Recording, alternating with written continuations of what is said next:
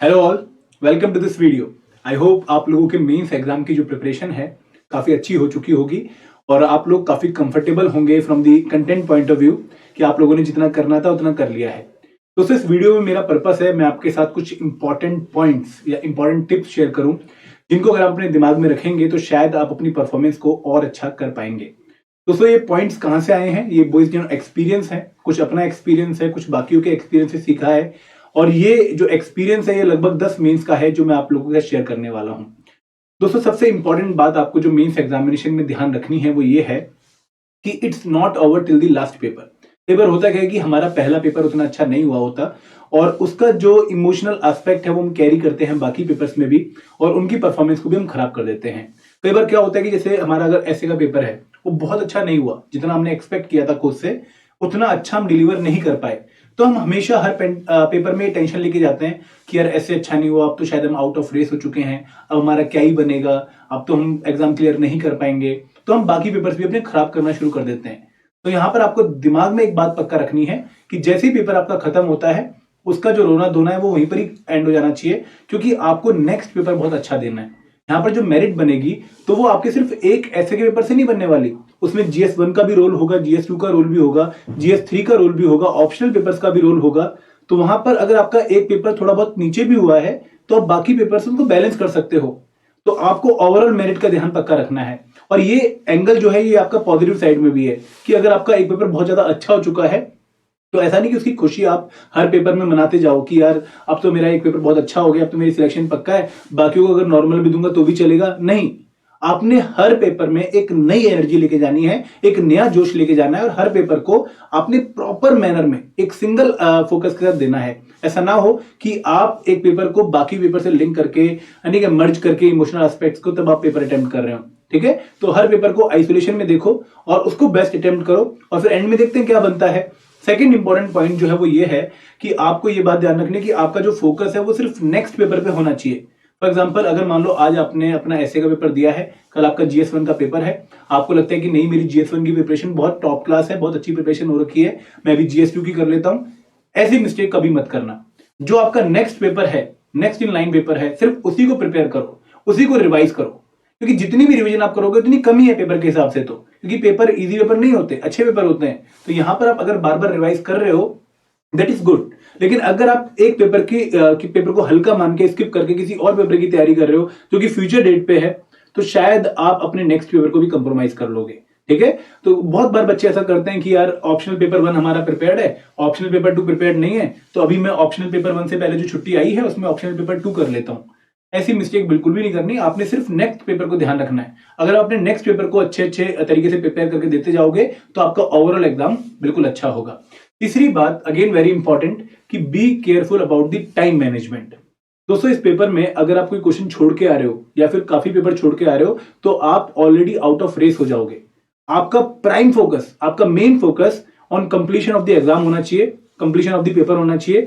आप अगर पेपर को कंप्लीट अटेम्प्ट करके आ रहे हो then you are in the race, very well in the race. ठीक है, और यहां पर मैं ये नहीं कह रहा कि आपको अगर कोई क्वेश्चन बिल्कुल भी नहीं आता है तो उसको आपने अटेम्प्ट करना ही करना है। मेरा कहने का मतलब यह है कि कोशिश ये करो कि बहुत अच्छे आंसर लिखने की बजाय आप पूरा पेपर कंप्लीट करके आओ। कई बार क्या होता है कि हम एक क्वेश्चन को इतना ज्यादा टाइम देना शुरू कर देते हैं, इतनी इंपॉर्टेंस देनी शुरू कर देते हैं कि हमारे बाकी क्वेश्चन छूटने शुरू हो जाते हैं। वो मिस्टेक कभी भी नहीं करनी है, आपने पूरा पेपर बैलेंस करना है।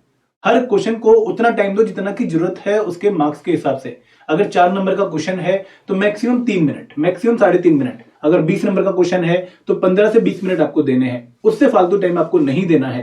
ठीक है, तो यहां पर मेन जो आपका फोकस रहना चाहिए वो ये रहना चाहिए कि आप घड़ी का पूरा इस्तेमाल करो। ठीक है, आप बार बार देखो कि भाई आप इन ट्यून हो विद द टाइम। ठीक है, अगर 2 घंटे हुए हैं तो आपका ऑलमोस्ट 130 नंबर का पेपर अटेम्प्ट हो चुका होना चाहिए। अगर ऐसा नहीं है तो दोस्तों आपको बहुत दिक्कत होने वाली है। तो एक बात अपने दिमाग में बिल्कुल क्लियर रख लो कि मैं कहीं भी पेपर जो है वो टाइम के हिसाब से बैलेंस ना हो, ऐसी मिस्टेक नहीं करने वाला।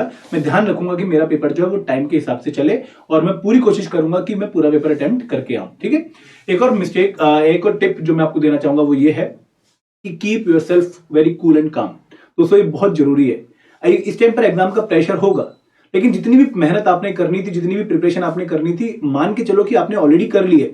अब यहां पर तो अटेम्प्ट करने की बात है। तो जितना अच्छा आपका टेम्परामेंट रहेगा, जितना अच्छा आपका मेंटल आउटलुक रहेगा, उतना अच्छा आपका दिमाग चलेगा इन दी एग्जामिनेशन। अगर आप मान लो अपने माइंड को काफी टेंस रखोगे तो आप अपनी मेमोराइजिंग पावर को वीक कर लोगे, और वहां पर जो कोई पॉइंट आप याद करने की कोशिश करोगे, रिकॉल करने की कोशिश करोगे, वो आप नहीं कर पाओगे। सिमिलरली ऐसे के पेपर में हम कहते हैं कि जितना फ्रेश आपका माइंड है, उतनी ज्यादा अच्छे तरीके से आप टॉपिक को अंडरस्टैंड कर पाओगे और उतने ज्यादा डायमेंशंस को यूज करके आप अपना ऐसे लिख पाओगे। तो again, keep your mind very fresh. जितना फ्रेश रहेगा उतना अच्छा पेपर आपका जो है वो अटेम्प्ट होगा। ठीक है, बहुत सारे बच्चे बर्डन लेके अपना पेपर खराब कर लेते हैं, लेकिन आप हमेशा देखना कि जो टॉपर्स होंगे पेपर के टाइम पर बहुत ही पॉजिटिव आउटलुक के साथ होंगे, एक अच्छा मेंटल सेटअप होगा उनका। तो आपने भी टॉपर्स आपने बनना ही है, मुझे पक्का पता है। तो आपने अपना जो मेंटल सेटअप है वो बहुत ही पॉजिटिव रखना है। ठीक है, और एक लास्ट बात, क्योंकि दोस्तों आप लोग अब अपने घर से निकल के या फिर अपने जो प्रिपरेशन एरिया से निकल के आप 2 सेंटर्स में जा रहे हो, हमीरपुर या शिमला जा रहे हो एग्जाम देने के लिए, तो वहां पर एनवायरमेंट डिफरेंट हो सकता है। सिमिलरली आजकल क्योंकि टेम्परेचर चेंज भी हमें काफी देखने को मिलता है सुबह और शाम के बीच में, तो आपको वहां पर अपनी सेहत का बहुत ध्यान रखना है, क्योंकि एक छोटा सा जुकाम आप लोगों को इरिटेट कर सकता है, आपके एग्जाम को अफेक्ट कर सकता है।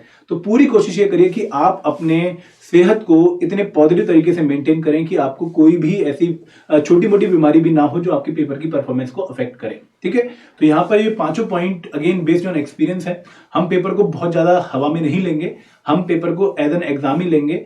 और दोस्तों ट्रस्ट मी, अगर आपने अच्छा पढ़ा हुआ है, अगर आपने मॉक टेस्ट दिए हुए हैं, तो यहाँ पर आपकी परफॉर्मेंस ऑटोमेटिकली अच्छी होने वाली है। ठीक है, और अगेन थोड़ा सा एक ये मान के चलो कि मैं करूंगा, मैं कर सकता हूं, और आपने प्री एग्जाम जो कि बहुत अगेन डिफिकल्ट एग्जाम था, इस बार वो क्लियर किया है, और आप बहुत टाइम से मेंस लिखने की सोच रहे थे, then this is the best opportunity for you to express yourself in a best possible way.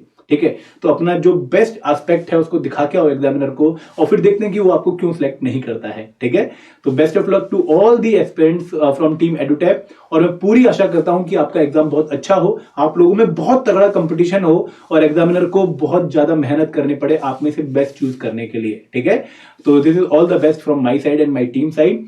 Best of luck.